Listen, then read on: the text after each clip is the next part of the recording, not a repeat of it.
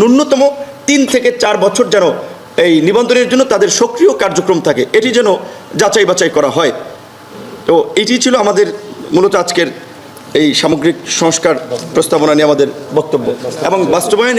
আমরা এটা আমাদের মতামত দিয়েছি যে এই যে আমরা প্রস্তাবগুলো দিলাম, আলোচনা হলো, এর বাস্তবায়নটা কী প্রক্রিয়া হবে।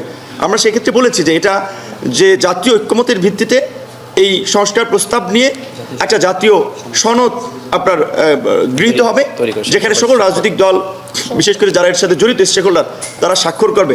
একই সাথে ভবিষ্যতে যেন কেউ এই সংস্কার কিংবা জাতীয় সনদকে আইনি কিংবা কোনোভাবে যেন চ্যালেঞ্জ করতে না পারে, বাতিল করতে না পারে, সেজন্য আমরা বলেছি যে এটা এর পক্ষে একটা গণভোট নিয়ে এটাকে চূড়ান্তকরণ। আমাদের এই প্রস্তাবগুলো আমরা সংস্কার কমিশনের কাছে দিয়েছি।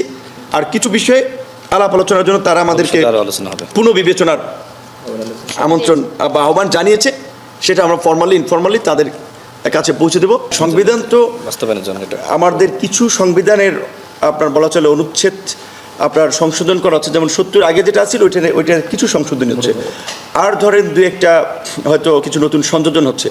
সেই ক্ষেত্রে একেবারে তো নতুন লেখা হচ্ছে না, আর একেবারে আবার হুবহু পুনঃলিখনও হচ্ছে না, কিছু সংশোধনী বলা যায়।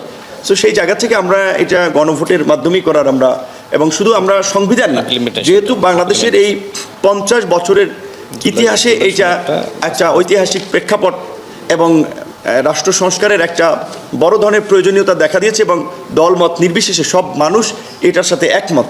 হয়তো প্রক্রিয়া এবং বিষয়বস্তু নিয়ে ভিন্ন মত আছে, সেই কারণে আমরা এটাকে টেকসই করার জন্য বা এটাকে যেন ভবিষ্যতে কোনো আইনি কিংবা বিভিন্ন ধরনের সংকটে না পড়ে, এই জন্য আমরা পুরো সংস্কার প্রক্রিয়াকেই একটা গণভোটের মাধ্যমেও চূড়ান্ত করার আহ্বান জানিয়েছি।